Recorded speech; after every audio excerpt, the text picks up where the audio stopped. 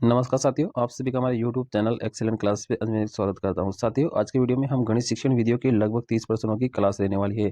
साथियों, गणित शिक्षण विधियां है लेवल 1 के लिए भी आती है और लेवल 2 के लिए भी आती है। साथियों, यहां पर गणित शिक्षण विधियों के लगभग 10 प्रश्न पूछे जाते हैं, जो कि बिल्कुल आसान रहते हैं और आपके स्कोर को बढ़ाने वाले रहते हैं। साथियों, आप वीडियो को अंत तक जरूर देखें, आपके लिए बड़े इंटरेस्टिंग 30 प्रश्न रहने वाले हैं। शुरुआत करते हैं हमारे प्रश्न की और पहला प्रश्न है हमारा साथियों, यहाँ लिखा है साथियों, किसी त्रिभुज के तीनों कोणों का योग अगर 180 डिग्री होता है, नियम के इस नियम के निर्माण हेतु किस विधि का प्रयोग करेंगे। यानी हमारा नियम है कि किसी त्रिभुज के तीनों कोणों का योग 180 डिग्री होता है, तो आपको एक नियम बताना है कि जिसके निर्माण में ये आप प्रयोग करेंगे इसके। ठीक है, तो यहाँ पर देखेंगे तो सबसे पहला जो ऑप्शन है हमारा साथियों, यहाँ पे 4 ऑप्शन दिए हुए हैं हमारे। तो पहला ऑप्शन है विश्लेषण विधि काम में लेंगे, या आगमन विधि काम में लेंगे, या संश्लेषण विधि काम में लेंगे, या निगमन विधि काम में लेंगे। तो यहाँ पर किसी त्रिभुज के तीनों कोणों का योग 180 होता है, इस नियम का निर्माण के लिए हम यहाँ पर संश्लेषण विधि का यूज करेंगे। ठीक है, जो कि वर्णों से शब्दों की ओर चलने वाली विधि होती है। अगला सवाल है साथियों, यहाँ पे दूसरा है, ज्यामितीय रचना के लिए उचित विधि कौन सी है। तो यहाँ पर ज्यामितीय रचना के लिए जो उचित विधि रहेगी, जा तो देखो विश्लेषण विधि, संश्लेषण विधि, आगमन विधि या निगमन विधि। तो यहाँ पर ज्यामितीय रचना के लिए जो सबसे उचित विधि रहेगी वो आपकी रहेगी साथियों विश्लेषण विधि। इसका दूसरा नंबर का बिल्कुल सही जवाब रहेगा साथियों। अगले सवाल की तरफ चलते हैं। हमारा तीसरा सवाल है साथियों, इसमें लिखा है संश्लेषण विधि की क्या विशेषता होती है। तो ये ज्ञात से ज्ञात की ओर होती है, ज्ञात से ज्ञात की ओर होती है, उदाहरण से नियम की ओर होती है, नियम से उदाहरण की ओर होती है। तो साथियों, संश्लेषण विधि में क्या होता है, हम वर्ण से शब्दों की ओर चलते हैं। कहाँ चलते हैं, वर्ण से शब्दों की ओर चलते हैं साथियों। तो ये कौन सी विधि होगी, ये संश्लेषण विधि है। और संश्लेषण विधि में होता है क्या, ज्ञात से ज्ञात की ओर चलते हैं। ठीक है, उदाहरण से नियम की ओर हम आगमन विधि में चलते हैं, और निगमन विधि में हम नियम से उदाहरण की तरफ चलते हैं साथियों। तो ये आपका ऑप्शन बिल्कुल सही जवाब रहेगा। चौथा सवाल है साथियों, हुरिस्टिक विधि का प्रमुख अंग गुण कौन सा है। जो हुरिस्टिक यानी इसको खोज विधि भी कहते हैं, जिसका जो निर्माण है आर्मस्ट्रांग ने किया है। तो इसका प्रमुख गुण आपको बताना है, क्रियाशीलता होता है, मौलिकता होता है, संवेदनशीलता होता है, या रचनात्मकता होती है। तो हुरिस्टिक विधि का जो प्रमुख गुण है साथियों, वो क्रियाशीलता होता है। आपका पहला ही जवाब बिल्कुल सही रहेगा, यहाँ पर आपको जवाब याद रखना है साथियों। अगले सवाल की तरफ चलते हैं। हमारा पांचवा सवाल है साथियों, इसमें लिखा है प्रायोजना विधि का प्रथम सोपान कौन सा होता है। तो यहाँ पे प्रायोजना विधि को हम इंग्लिश में प्रोजेक्ट विधि भी कहते हैं, और इसकी गिलबेर्ट्रिक महोदय ने इस विधि को प्रतिपादित किया था। तो यहाँ पे इसका प्रथम सोपान आपको बताना है साथियों। तो इसमें देखो, प्रोजेक्ट का चुनाव करना, परिस्थितियां उत्पन्न करना, प्रोजेक्ट से संबंधित कार्यों का बंटवारा करना, या रिपोर्ट तैयार करना। तो प्रायोजना विधि का जो प्रथम सोपान होता है वो साथियों परिस्थितियां उत्पन्न करना होता है। क्या साथियों, परिस्थितियां उत्पन्न करना होता है। यहाँ पे इसका दूसरा बिल्कुल सही जवाब रहेगा। साथियों, गणित शिक्षण विधियां बड़ी इंपॉर्टेंट रहती हैं साथियों, आप इसे जरूर पढ़ के जाइए ताकि आप अच्छे से नंबर ला सकते हैं साथियों। छठा सवाल है हमारा साथियों, गणित शिक्षण में स्थायित्व प्राप्ति की विधि कौन सी है। यानी गणित शिक्षण में स्थायित्व अगर प्राप्त करना है तो कौन सी विधि हम काम लेंगे, विश्लेषण विधि, संश्लेषण विधि, आगमन विधि या निगमन विधि। तो यहाँ पे इसका बिल्कुल सही जवाब रहेगा साथियों आगमन विधि। आगमन विधि उदाहरण से नियम की ओर चलती है साथियों। ठीक है, पहले इसमें उदाहरण सिखाए जाते हैं, उसके बाद में नियम की ओर बनाया जाता है।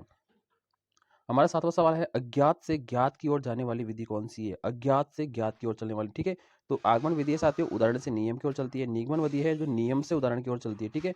और यहाँ पे संश्लेषण विधि है, वर्ण से शब्दों की ओर चलती है। और विश्लेषण विधि जो है साथियों, वो शब्दों से वर्ण की ओर चलती है, ठीक है।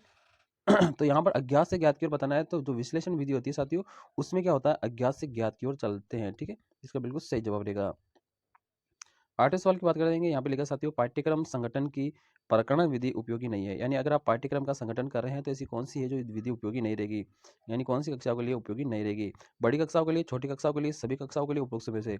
तो पाठ्यक्रम संगठन की प्रकरण जो विधि है ना, ये प्रकरण विधि है ना, ये सभी कक्षाओं के लिए उपयोगी नहीं रहती साथियों। तो यहाँ पर पाठ्यक्रम का निर्माण अलग तरीके से किया जाता है, उसमें कक्षाओं का कोई लेना देना नहीं होता है। नवा सवाल साथ ही इसमें लिखा है, निम्न में से कौन सी विधि रटने पर बल देती है। यानी रटने की विधि कौन सी है, प्रदर्शन विधि, विश्लेषण विधि, समस्या समाधान विधि या निगमन विधि। तो साथियों देखो, निगमन जो विधि होती है ना साथियों, तो ये क्या करती है, नियम से उदाहरण की ओर चलती है। कहाँ चलती है, नियम से उदाहरण की तरफ चलती है, ठीक है। तो नी से याद करना, नियम, नियम से उदाहरण की ओर। तो ये विधि क्या करती है, रटने पे ज्यादा बल देती है। निगमन विधि ही है जो रटने पे क्या करती है साथियों, ज्यादा बल देती है। अगला हमारा 10वां सवाल है साथियों, विधि निर्माणात्मक है। विधि क्या है, निर्माणात्मक है और सूचनात्मक नहीं है। जो विधि है वो निर्माणात्मक है लेकिन सूचनात्मक नहीं है। तो ये कौन सी विधि में, आगमन विधि में, निगमन विधि में, समस्या समाधान विधि में, हॉरिस्टिक विधि में। तो विधि निर्माणात्मक है, सूचनात्मक नहीं है, तो ये हॉरिस्टिक विधि में होता है। इसको दूसरा नाम है खोज विधि, ठीक है, जो कि आर्मस्ट्रांग ने इस विधि को दिया था। 11वां सवाल है साथियों, वे विधि जो तर्क प्रदान होती है। यानी वे कौन सी विधि है जो तर्क प्रदान विधि है, व्याख्यान विधि, आगमन विधि, खोज विधि या विश्लेषण विधि। तो यहाँ पे जो तर्क प्रदान जो विधि है वो आपकी है विश्लेषण विधि, जो कि यहाँ पर साथियों शब्द से वर्ण की ओर चलने वाली है, ठीक है। अगले सवाल की तरफ चलते हैं। हमारा 12वां सवाल है, हमारे यहाँ पे लिखा साथियों, बीजगणित शिक्षण की प्रमुख विधियां है। यानी बीजगणित शिक्षण की प्रमुख विधि कौन सी है? समीकरण विधि, सूत्र विधि, एक और दो दोनों, उपरोक्त में से कोई नहीं। तो ठीक है, बीजगणित की जो विधि है ये देखो समीकरण विधि भी होती है, सूत्र विधि भी होती है, दोनों, पहला और दूसरा बिल्कुल सही जवाब रहेगा। 13वें सवाल की तरफ चलते हैं। हमारा 13वां सवाल है साथियों, यहाँ पे थोड़ा सा बड़ा सवाल है, इसे देखेंगे। गणित शिक्षण के लिए पाठ योजना का निर्माण आवश्यक है क्योंकि इससे, गणित शिक्षण में पाठ योजना का निर्माण आवश्यक है, इससे शिक्षक को सुविधा रहती है, बिल्कुल सही जवाब है। विषय वस्तु का विकास सुव्यवस्थित होता है, ठीक है, और विषय का गहन अध्ययन कराया जाता है और छात्रों की कमजोरी का पता लगाया जाता है। तो पाठ योजना के निर्माण के अंदर साथियों ये दूसरा ऑप्शन बिल्कुल सही रहेगा कि विषय वस्तु का विकास है ना, वो सुव्यवस्थित तरीके से होता है। तो अभी मैंने गलत बता दिया, ये वाला नहीं रहेगा, आपका दूसरा बिल्कुल सही जवाब रहेगा कि विषय वस्तु का विकास है वो सुव्यवस्थित होता है, ये इसका बिल्कुल सही जवाब रहेगा। अगला हमारा 14 नंबर के सवाल की तरफ चलते हैं। इसमें लिखा है शिक्षण विधि में का तथा शिक्षण प्रविधि में भाव निहित होता है। तो यहाँ पे थोड़ा कटा हुआ है साथियों। शिक्षण विधि में यानी शिक्षण प्रविधि में किसका भाव निहित होता है?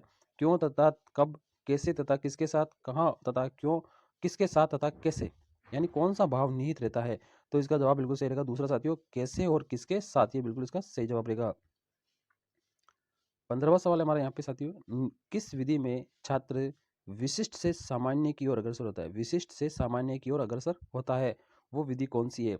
समस्या समाधान विधि, विश्लेषण विधि, प्रायोजना विधि, आगमन विधि।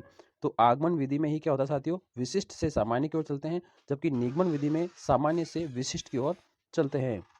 अगला सवाल है हमारा 15वां सवाल है, 16वां सवाल है साथियों, इसमें लिखा है प्रणाली उपागम में प्रणाली से क्या अभिप्राय होता है? प्रणाली विधि में प्रणाली से क्या अभिप्राय होता है? तो यहाँ पर इसका पहला जवाब बिल्कुल सही रहेगा साथियों, समग्रता, जिसके सभी तत्व परस्पर संबंधित तथा सब नियंत्रित होते हैं, ये इसका पहला जवाब बिल्कुल सही रहेगा साथियों यहाँ पर। अगला सवाल है साथियों, यहाँ पे लिखा है इसमें कि सुकरात की शिक्षण विधि कौन सी है? यानी सुकरात की जो शिक्षण नीति है ना वो कौन सी है? वाक्य है, ट्यूटोरियल है, प्रदर्शन है या प्रश्नोत्तर है? तो सुकरात की तो प्रश्नोत्तर विधि है, आपको सभी को पता है, तो चौथा इसका बिल्कुल सही जवाब रहेगा। साथियों रीड की दृष्टि से ये सभी पर्सन मस्ट है साथियों, यहाँ पर आप लेवल 1 के, लेवल 2 के, तो हिंदी शिक्षण विधि जरूर पढ़ के जाइए। अगला सवाल है 18वां साथियों, छोटी कक्षाओं में गणित शिक्षण को सहज बनाने के लिए निम्न में से कौन सी विधि उपयुक्त है? ठीक है, निगमन विधि, मनोरंजन विधि, खेल मनोरंजन विधि, विश्लेषण विधि या उपयुक्त सभी। तो गणित शिक्षण को सहज बनाने के लिए जो उपयुक्त विधि है वो आपकी खेल मनोरंजन विधि है, दूसरा बिल्कुल इसका सही जवाब रहेगा साथियों। अगला सवाल है हमारे यहाँ पे, समस्या समाधान विधि के जनक कौन है? तो समस्या समाधान विधि के जनक कौन है? देखो आर्मस्ट्रांग है, प्लेटो है, सुकरात और सेंट थॉमस है या किलपेट्रिक है? तो समस्या समाधान विधि के जनक है वो आपके सुकरात और सेंट थॉमस है साथियों, तीसरा इसका बिल्कुल सही जवाब रहेगा। साथियों आपके कितने जवाब सही होते हैं आप जरूर कमेंट बॉक्स में लिखिए और आप खुद का भी ट्रैक कर सकते हैं कि आपके कितने सवाल सही हो रहे हैं।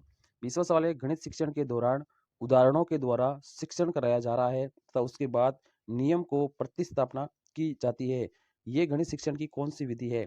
तो यहाँ पे देखो साथियों, उदाहरण से नियम बनाए जा रहे हैं, उदाहरण से नियम, तो ये कौन सी विधि होती है साथियों? ये आगमन विधि होती है। आगमन विधि में हम क्या कहते हैं, उदाहरणों से नियम की ओर चलते हैं। अगला सवाल है साथियों, अध्यापक को विषय वस्तु के साथ ही ज्ञान होना आवश्यक है, यानी विषय वस्तु के साथ ही किसका ज्ञान होना आवश्यक है? ठीक है, शिक्षण उद्देश्यों का बिल्कुल सही है, शिक्षण तकनीकों ये भी सही है, शिक्षण विधियों का ये भी सही है, यानी उपयुक्त सभी का ज्ञान होना जरूरी है, तभी आप छात्रों को अच्छा ज्ञान करा पाएंगे। 22वां सवाल है हमारा साथियों, इंपॉर्टेंट है, वे यंत्र जिसके द्वारा छोटे चित्र बड़े करके पर्दे के ऊपर प्रदर्शित किए जाते हैं, यानी छोटे छोटे चित्रों को बड़ा करके पर्दे के ऊपर क्या कहते हैं, प्रदर्शित किया जाता है, तो क्या होता है? मैजिक लालटेन होता है, फ्लैश कार्ड होता है, लिंगोफोन होता है या टेलीविजन होता है? तो छोटे चित्रों को बड़े पर्दे पर प्रदर्शित करने वाला उसको कहते हैं मैजिक लालटेन, तो पहला ही इसका बिल्कुल सही जवाब रहेगा साथियों। ये साथियों इस ये प्रश्न है जरूर पूछे जाते हैं आपसे।